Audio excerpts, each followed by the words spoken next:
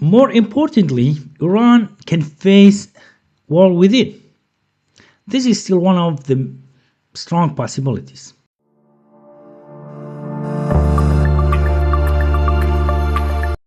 Is it true that the United States has lost the war to Iran?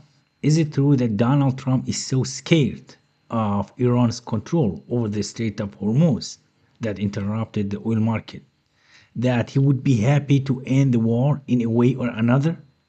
Does all this mean that Iran should be announced the winner of the recent war, the 40 days war with the United States and Israel?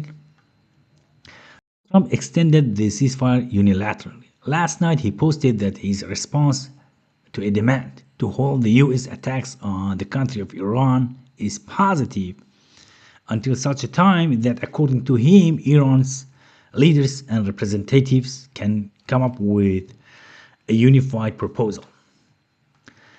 Many interpreted this as the weakness of the American side, as if the reports were true that the US was overwhelmed by Iran's missile capacity to the extent that they decided to somehow stop the war and to seek a kind of agreement with the Iranian side while spinning the truth, declaring themselves the victorious side. According to the reports, the Iranian Revolutionary Guard Corps don't want Iran to go back to negotiating table in Pakistan until one condition from the American side is met, which is ending US blockade of the Strait of Hormuz. Iran started to close the strait a few days into the war, and the US started blockading it a week ago as a counter to that action from Iran. In the message Donald Trump sent last night, Trump wrote that he directed the US military to continue the blockade and, in all other respects, remain ready and able. Abdullah Haji Sadeghi, the representative of Wilayat Faqih, which means the representative of Mojtaba Khamenei, the new leader of Iran, told Iran state media when they would go back to peace talks. Listen to it, please. مذاکره تو خواهی کردن که فعلا هر زمانی که مذاکره با قوت دشمن ما قبول کرد که ما از موضع برنده ایم و او موضع بازنده. No doubt if Iran were able to secure its own existence, no matter how much destruction has inflicted on Iran during this war, it should be regarded as the winner. How come the most powerful country in the world, military-wise, put all the sources it has and together with the most powerful army in the Middle East, Israel, attack a country like Iran, but unable to achieve even one of its objectives, seek a way to retreat from Iran? If it is so, then yes, Iran should be declared the winner.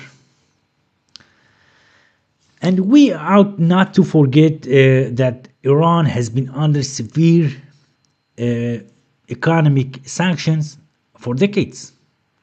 What were the US objectives of attacking Iran? First, to completely put an end to Iran's activity regarding enriching uranium. Second, to destroy its missile capabilities. And third, to force Iran into avoiding providing support for the terrorist groups in the region. Has any of them been achieved? Clearly none. Not only has none of these three main objectives have been achieved, but it seems the regime has become even more radical. Last night they had a show of power in the streets of Tehran, bringing real muscle to the show.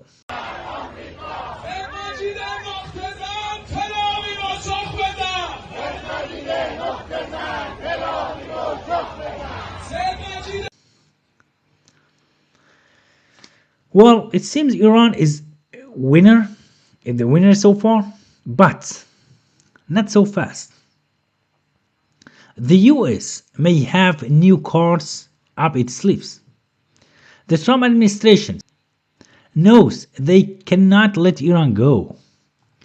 They can't accept Iran, along with all its terrorist groups, dominate the Middle East. They cannot let Iran destabilize the region even further, even go beyond what it has done in terms of its enmity against Israel, the Arabic countries of the region, and against American interests. First, U.S. Treasury Secretary Scott Bessent told the reporters that Washington is targeting Tehran's revenues with a campaign of economic fury. He said they continue their naval blockade on Iran that could lead to filling of Hark's facilities and the closure of Iran's oil wells within the next few days. This can be a big game changer. He also told his Qatari counterpart that the US is trying to put deterrence in place against potential attacks of the Islamic Republic on the countries of the region to maintain stability in energy and oil markets in the future. This can help.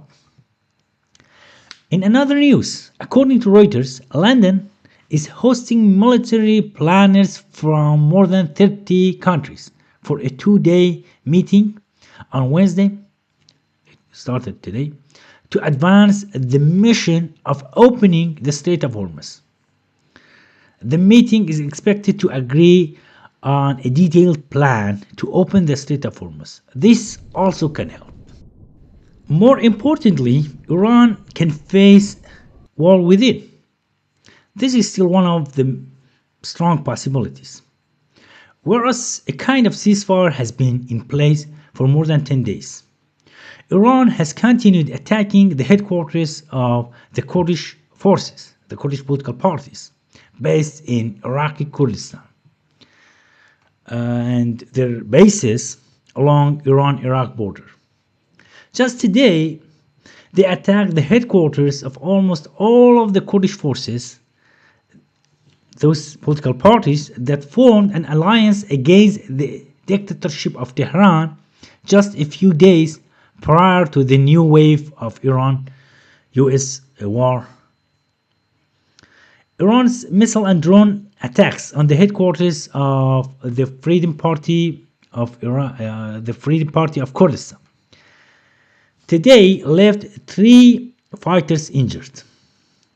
The other day, 3 Peshmerga forces from the Democratic Party of Iranian Kurdistan were martyred just in the last 2 months from the time the new war started. Iran has carried out hundreds of missile and drone attacks against these Kurdish forces.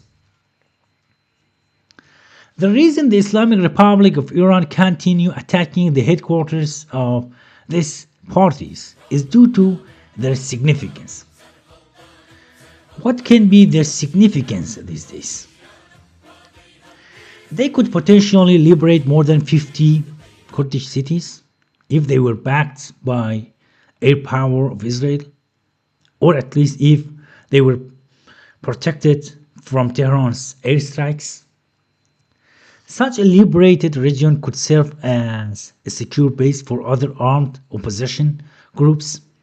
In coordination with Kurdish forces, these opposition groups can use this secure base as a strategic sanctuary from which they could organize broader operations across other parts of Iran with the ultimate objective of advancing toward Tehran and seeking to overthrow the regime.